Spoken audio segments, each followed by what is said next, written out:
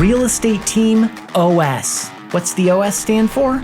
Operating system. What's that, you might ask? It's everything behind the agent. It's all of the people, processes, and technology that we put in place to create leverage and to keep agents in dollar productive activities. People includes, people, roles and positions and organizational structure. Process includes our standard operating procedures, systems and processes, even some cultural components, kind of the how we do it around here aspect of our teams. And of course, we're supported by tools and technology to empower and complement our staff, our agents, and our clients, adding efficiency and transparency and accountability and seamlessness to all of the work that we do. In this special episode of Real Estate Team OS, we go inside the OS of 7 different team leaders and teamerage owners from New Jersey, Virginia, and Florida over to Colorado, Arizona, and Texas. Specifically, I asked them, please share 1 or 2 people, processes, or technologies that you could not grow and optimize your team without. There's 2 key hires. There's 2 roles in particular that I think are unbelievably valuable. We used to have an ISA manager. We now call her Director of Opportunity. We can pretty much predict where we're going to be in the next 60 to 90 days. If we do something more than once, we have to document it. And we have to document it the absolute best way that it can be done in the most efficient way. How we have things set up and the processes that we have in place will really be able to highlight where the true difference is between how we operate versus maybe how an agent who's maybe not as experienced is going to be able to benefit the consumer. It was a company that I felt that impacted my team because we grew together. Dollar for dollar has been the best investment that I've made in my business and that we've made in our team. A solid enough technology to help maintain your database and maintain your own sales processes in one place. And now, here are the Team OS insights from 7 different team leaders and teamerage owners. No matter where your business is today or where you want to take it, you'll get there faster and more profitably with an operating system. Welcome to Team OS, your guide to starting, growing, and optimizing a real estate team. Here's your host, Ethan Butte. First up, we've got Dave Ness of Thrive Real Estate in Denver, Colorado, an independent teamerage. And like many teams and teamerages, they operate via EOS, the Entrepreneurial Operating System. So that's related to one of the 2 roles he shares here, and pay attention to the specific caution that he adds that things are always changing. Your OS, your operating system, is a living thing that's constantly evolving. Here's Dave. Well, from the people standpoint, there's 2 roles in particular that I think are unbelievably valuable. And they get titled in different ways across teams, I've noticed, but it's the same general role. We're really big and kind of hang our hat on EOS, the Entrepreneur's Operating System. And so for us in our world, it would be the integrator, someone who I've heard it called general manager, president, all these different titles. But essentially someone who owns and falls asleep at night and wakes up in the morning thinking about the entire organization, not just from an operational standpoint, but also from a financial standpoint, and being able to have the oversight to put all the pieces together and make the organization run well. I think that role is unbelievably critical. And then having someone who is 100% responsible and owns sales leadership and understands what the company's goals are, both on a monthly, quarterly, annual basis, and then long-term 3, 5, 7 years out as well. Those 2, when we had the right people sit in those seats, everything changed. It was a really big deal. So from a people perspective, those 2 roles are critical. Yeah. Any of them are either of those harder to find than the other? What I'm really asking is, how many iterations did you go through before you found that kind of match that you just described? Oh, yeah. 12 years worth. It was a lot. Yeah. And I think that's important to actually test certain things and not, I think oftentimes it's kind of like an indictment, like, oh, I tested that and it didn't work. And it's like, no, you tested it and it didn't work and you learned, and then you figured out what was the next best thing, for you. But yeah, lots of iterations. It was probably 4 or 5 different iterations. We had a term called growth partner that we had that was more, no salary. It was more of like a team leader, except on a bigger level. And that worked well for about 36 months. And we outgrew that for a myriad of different reasons. And so quite a few different iterations to where now we're landing here. And it's been about a year and we're already looking at it and projecting out going, the current structure has been amazing to get us where we are, but it won't be the structure to get us where we want to go. Mm-hmm. So we're already projecting that it's going to change again. Yeah. Yeah. Constantly. All the time. Throughout this episode, you'll hear more about the challenge of finding and keeping the right people in the right seats. You'll also get some tips to help. Next up, we have Micah Harper of Exquisite Properties in San Antonio, Texas, and he is using ISAs in a very unique and powerful way. There are a number of tips here. If you're not watching or listening and prepared to take notes, you should maybe do that. Here's Micah.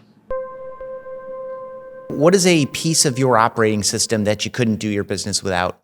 Oh, 100% the ISA department. We used to have an ISA manager. We now call her director of opportunities because we've changed the language from inside sales agents and appointments to opportunities, because that's really what it is, right? And an agent hears appointment and they think, oh, I'm going to meet a person, they're going to write a contract, and I'm going to have a contract in a week. And it's, no, you're meeting a person that's an opportunity, right? And that opportunity may be that person buying a house. That opportunity may be that person referring you somebody that buys a house. Like, there's an opportunity there for you, and it's for you to uncover what that opportunity is. For us, the inside sales department is not just a bunch of people on the phone, pounding the phone, setting appointments. They're building relationships. I always joke they're labor and delivery, right? They're birthing relationships into our world, and then the agent's job is to service that relationship. But the inside sales agent goes beyond the appointment, right? And they follow up with the consumer after the appointment. So for us, they're at a level of accountability to the agent because they're also paid on commission. So they care a lot about what happened on that appointment. They care a lot about how the communication is, and not just, did the agent follow up? Did they follow up effectively? Did they use what we taught them to follow up? Are they using the drip campaigns and all the things in the CRM? Are they logging everything like they're supposed to?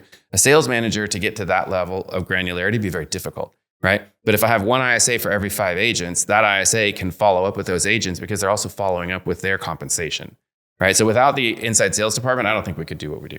Yeah, so it's a base plus model, plus Yes. being the commission on performance, performing on some granular detail that makes the agents more effective and births more opportunities.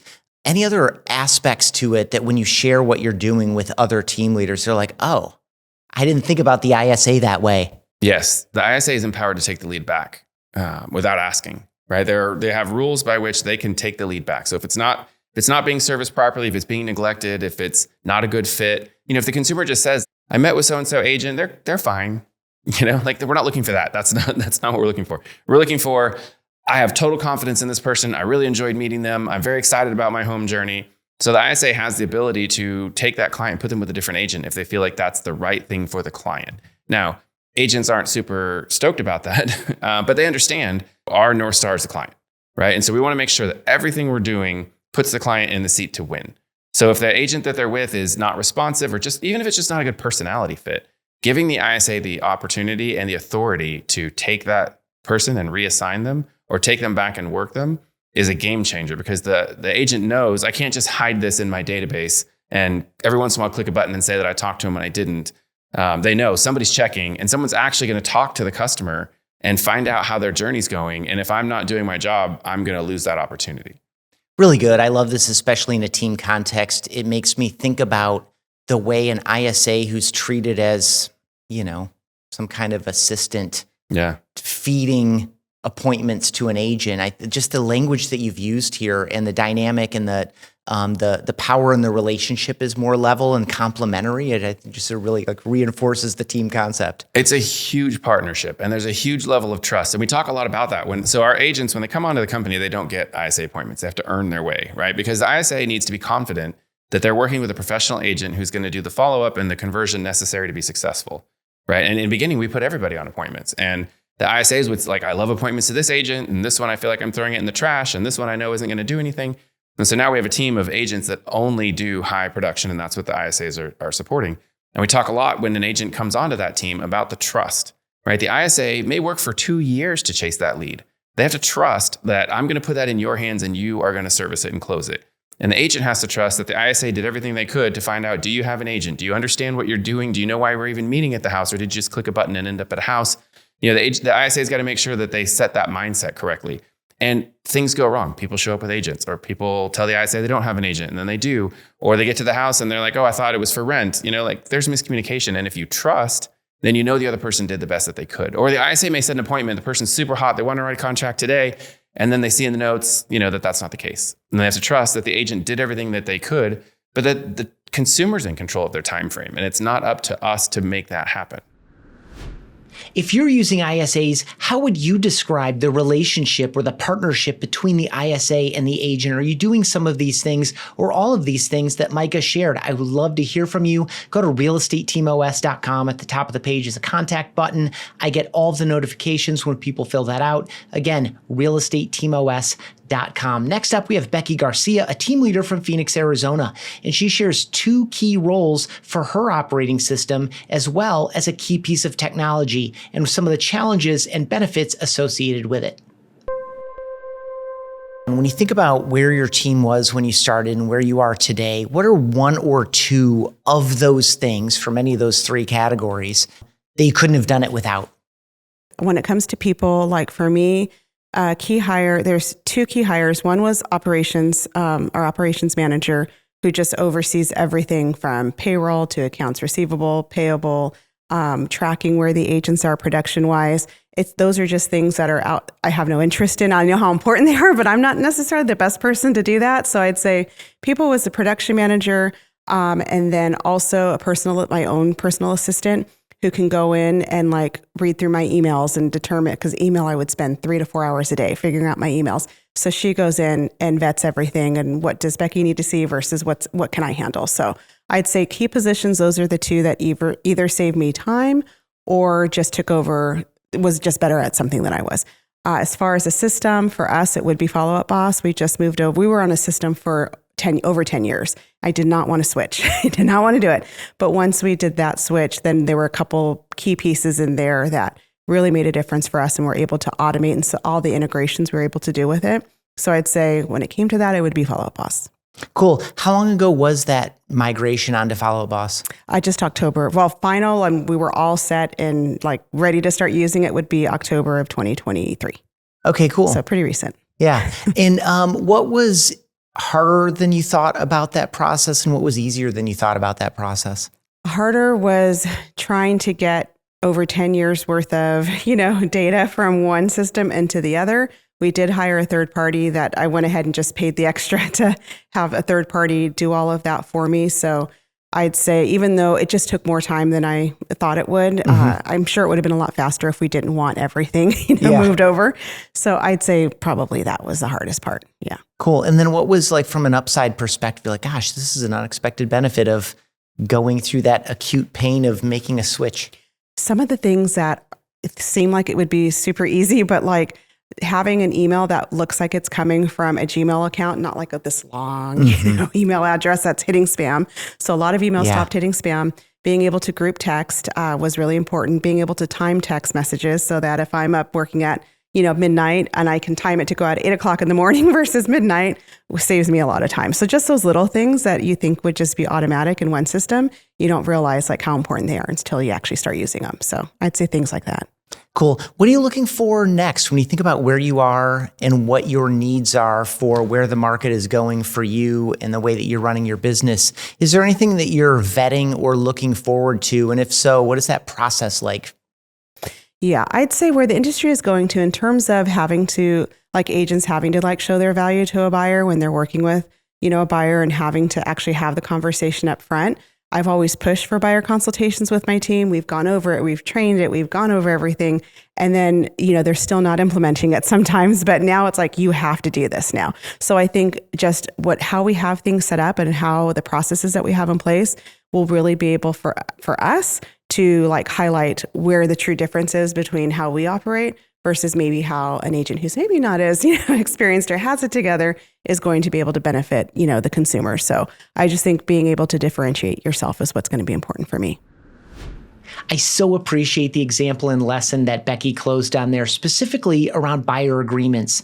And when we think about a team operating system, sometimes we can focus on the rigidity of it, right? Standardized, repeatable. That's what allows us to be efficient and scalable. But on the other side of that, when we have the right people on the team, when we have systems and processes and a culture of accountability, when we're empowering people with technology, Yeah, there is some rigidity baked into that because we need things done a particular way at a particular time, a particular number of times in a particular way.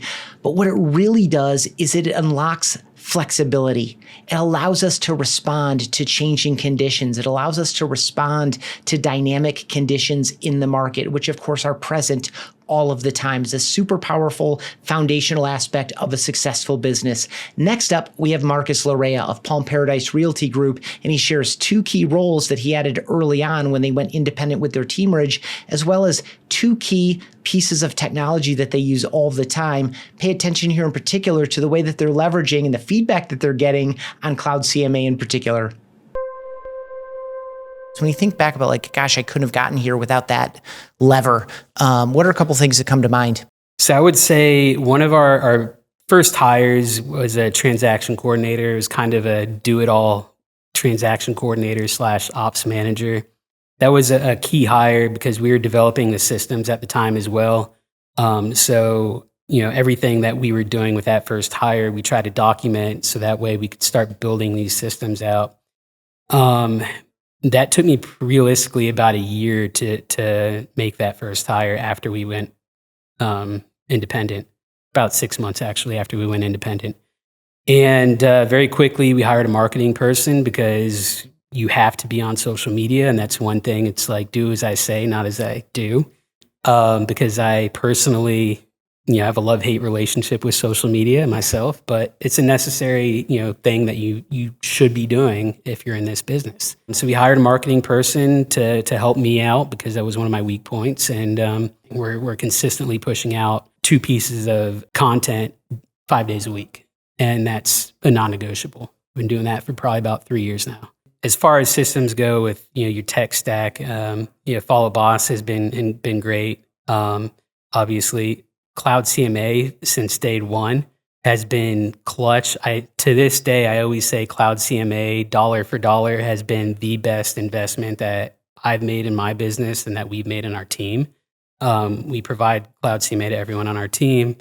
From a buyer's agent standpoint, showing up with a bound packet of the buyer tour and along with relevant information to educate the buyer. Showing up with that's something tangible that someone can take notes in and everything. We attach one of our company pens and everything. We've gotten more compliments on that bound buyer tour booklet than anything else we've ever done consistently. And it to the point where, back when there were multiple offer situations on every property and lines to get into to see homes, it was like our buyers were bragging about our agent to other agents and other buyers walking into the property saying, did your agent give you one of these? And, everyone, it's all about presentation though. And that's something Cloud CMA has been awesome with. I would think that's probably one of the best tools that I'd recommend.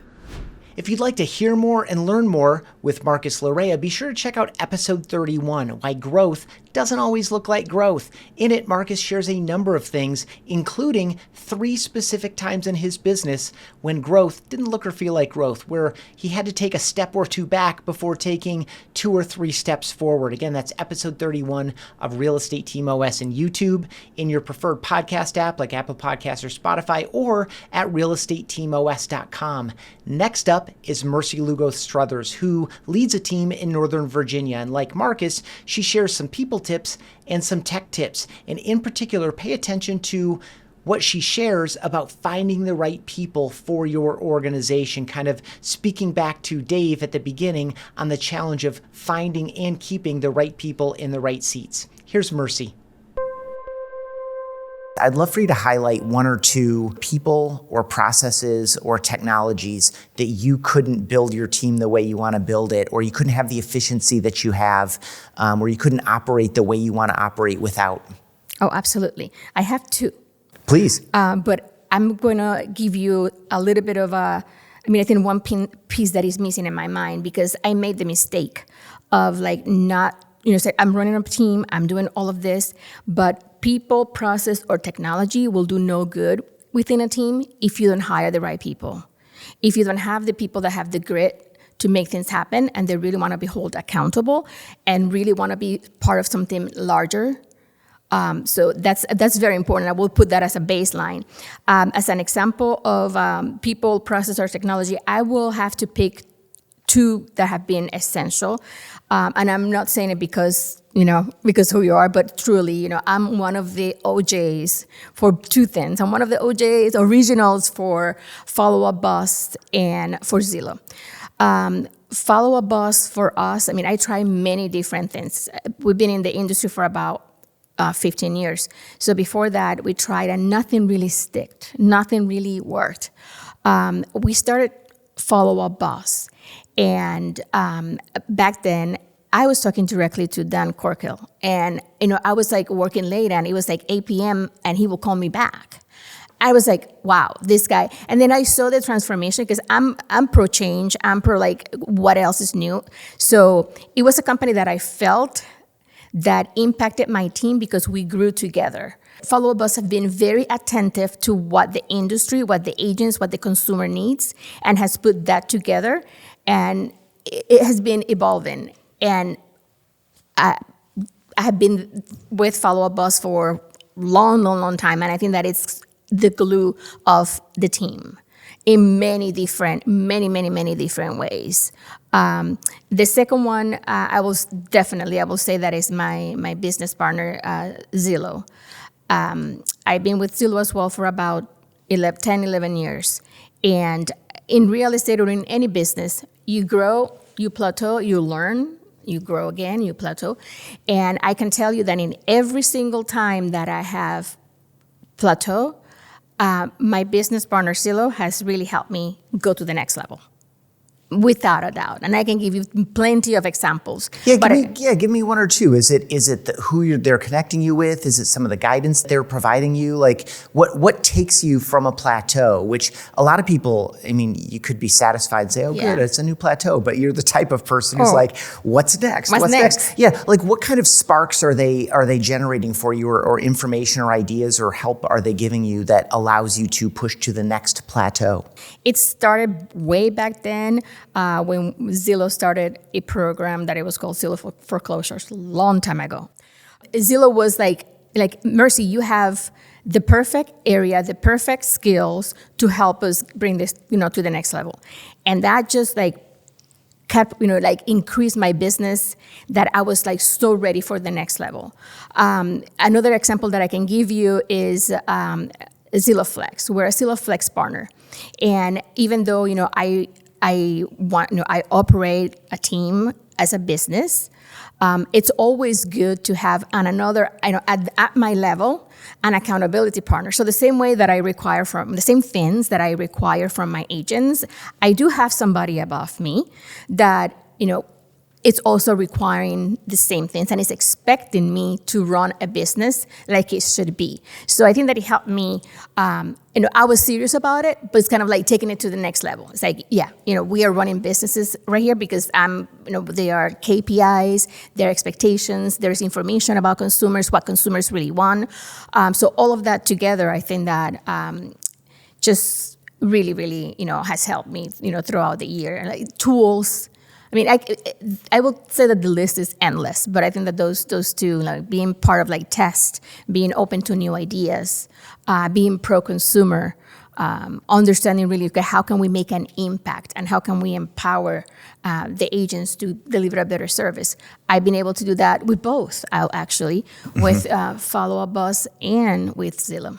Awesome. Thank you for sharing that. And that's all any of us is looking for as a partner in the business. Before I let you go, I would love for you to double back to where you started in your key qualifier.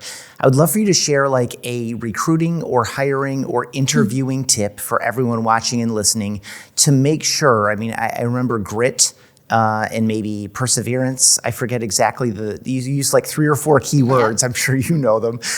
But I'd love for you to share in whether someone uses those words or they're looking for different words or qualities or core values or whatever, give a couple tips about interviewing or recruiting or selecting or hiring the right types of people, no matter what your 2, 3, 4 keywords are. I try many different ways trying to identify, the perfect candidate, from doing tests like DISC profiles and stuff like that like really help.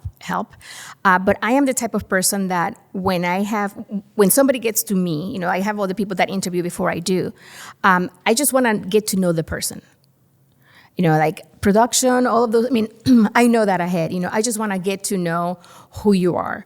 But now in this industry, I want to know how serious you are about growing a business, how serious you are about collaboration, how serious you are about being coachable and being held accountable, right? Because if you're not willing to do that, it's not going to work, right? You really need to have like the right mindset. And as much as I would like to give an advice to someone or to have like a magic bullet or secret that says, okay, this is exactly what I do, I tend to be, during those interviews, I get a lot. I think that people tell you a lot. Sometimes it's going to sound bad, but sometimes people even cry during those interviews. And like, this is the first time that I go to an interview and I cry because I really want to dig deeper and get to know that person to see whether or not I envision myself supporting their growth and vice versa, because it works both ways. But it doesn't end in the interview because as much as we try to get information and explain and see whether or not that person has the right, qualities, I want to see action. So I have this 7-day process where basically it's an evaluation, 7-day evaluation, 30-day evaluation. 7-day evaluation, I mean, of course, I'm not going to be evaluating you on how good you are on the phone yet, but I'm going to be evaluating you like how committed you are. Are you here on time?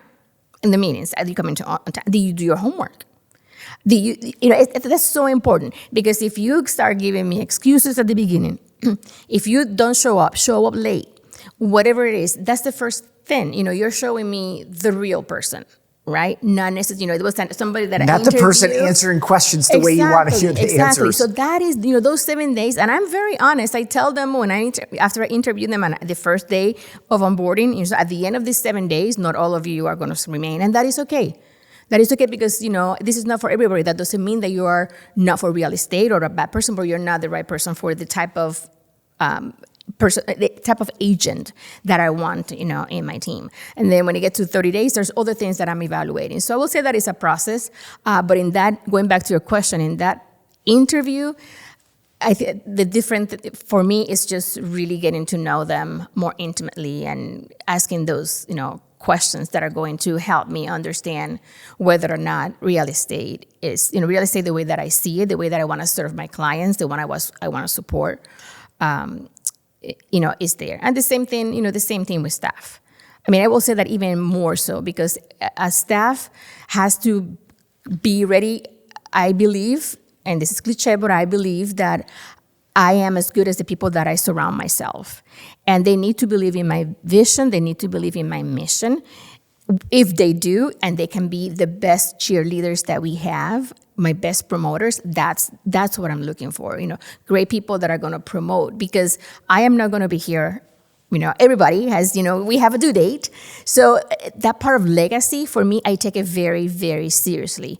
And hiring, whether it's agent or staff, the right people that are willing to learn and be coachable to get to the next level and to really thrive in this new industry and understands that, if we don't serve the client the right way, we're not going anywhere, right? It's extremely important.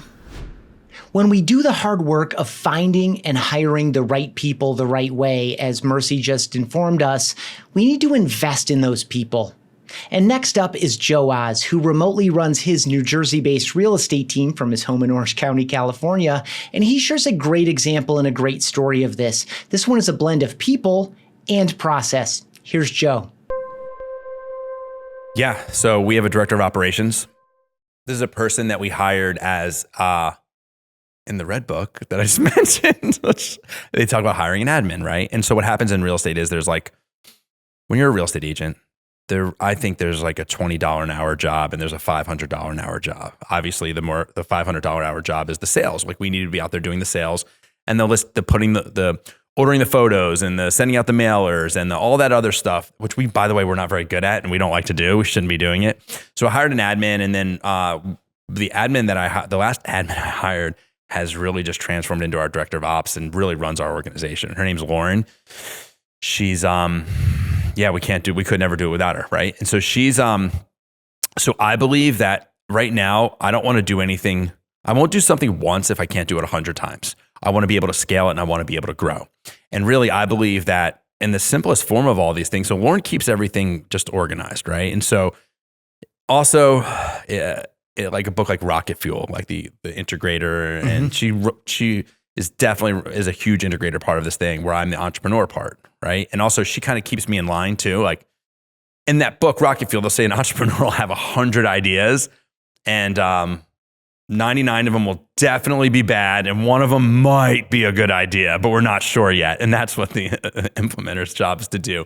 And so, but ultimately, as far as scaling a business, there's this thing that happens where if we do something more than once, we have to document it. And we have to document it the absolute best way that it can be done in the most efficient way.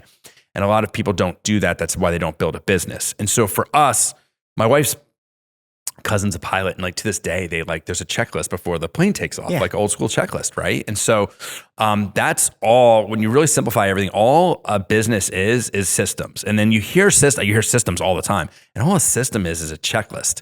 And so really it's just putting those things together and then having a director of ops who basically runs all those things. She uses everything. Our tech stack is everything from Slack to Dotloop to Zillow to Follow Up Boss to, she could tell you more, right? And so she just uses all those things to keep us all organized and help us scale. She was your initial admin. Yeah, we hired an admin just to do like TC work. Tell me a little bit about your investments in Lauren, your relationship with Lauren, her own knowledge and skill set that allowed her to elevate in this way and allowed you to be in a position where you can run a team from literally the other coast of the country. Correct. I think we just got lucky. And I mean, I believe in God and I believe in the universe. And I think, and there's been a lot of really bad hires before Lauren. And I think it's fun. I think it's like, you just can't give up. You got to keep trying. I remember we narrowed it. We got so many apps for this role and we narrowed it down to 2 people. And it was kind of, I'm the boss, right? I have a partner, but like, it was up to me to make the decision. It was tough, man. And we chose Lauren. And like I said, she came in as a TC, which is just transaction coordinating, listing coordinating, and things like that. Because that's what the people in that role before her had done that. And she got to a point. She ran the roles she was in before this were big. She was running operations. She knew this, and she came from. She was moving back from New Orleans back to New Jersey, and I don't know, man. We just got her. But I will tell you this: she outgrew the role very quickly. And we saw the talent, and we quickly, we didn't double it, but like her salary went way up the next year. We kind of knew what we had and we didn't want to lose it. And so we kind of came to her, and since then we've made other arrangements with her. So she's like fully bought in, but she's ran other businesses, restaurants. She ran a zoo down in New Orleans. Like she's like in the food and beverage department and things like that. So she's a super talented person. And when you see those people, I've seen enough non-talented people where I think now I can see the talented people. And what happens is she really she saves me from myself, and she sees the issues before they happen. She sees the roadblocks kind of before we get to them and fixes them before we get there. It's pretty amazing. This ability to predict the future, see the future, and solve problems before they happen comes up in the next clip as well. 2 book mentions there from Joe. 1, the Red Book, The Millionaire Real Estate Agent, from Gary Keller, the mega agent model. It comes up from time to time on this show. It was a key part of the 35-year history of the advancement of the team model in real estate. The other one was Rocket Fuel. You might also be familiar with Traction. Both are written by Gino Wickman and are all about the EOS, the entrepreneurial operating system that Dave mentioned in the first clip in this episode. So next up, we have Abel Gilbert of One Path Realty and independent teamerage in Miami, Florida. He talks about the ability to use our CRM and its data to see the future and make adjustments as we need to in advance. Here's Abel. As you're asking me this question, I'm just thinking about different times, right? During the beginning. Yeah, please stage it up a little bit. Yeah. And then like where we are today. And the answer is yes. There's always something key, but that changes, that evolves. The systems and the people, right? Because the people that, for example, helped me at the beginning, some of them are no longer with me. Some of them, their abilities just didn't evolve with the way that the company and the industry and just like how we evolved. Across the board, though, one of the systems that has remained, and this is not because we're here today, is Follow a Boss, is having a solid enough technology to help maintain your database and maintain your own sales processes, right, in one place. So as far as key system or system or platforms, definitely Follow a Boss has been one that has been with me since day one. And I've been lucky enough to have only used one CRM ever, and it happened to be Follow a Boss, so I chose right. And then as far as people, a business, in my opinion, has 5 departments. It has sales, it has operations, it has finance, it has marketing, and it has culture, right? Now, inside sales, you also have recruitment, right? So you can either have a sub department, or you can have a 6th department. But if we focus just on the conversation around sales, you got to have the right system to organize your database, to organize, your productivity efforts. You also need a system for mainly leadership to track and be able to have the visibility at not just your lagging indicators, but also your productivity indicators, the ones that are going to dictate the future, right? So, and that's one of the great things about Follow a Boss and the other systems that we use, is that because they integrate, we can pretty much predict, where we're going to be in the next 60 to 90 days based on the efforts that we see today. And if we see that the efforts are lacking today, then we can make decisions, and we can then lead our agents and just our company in general on what changes do we need to do to improve our results.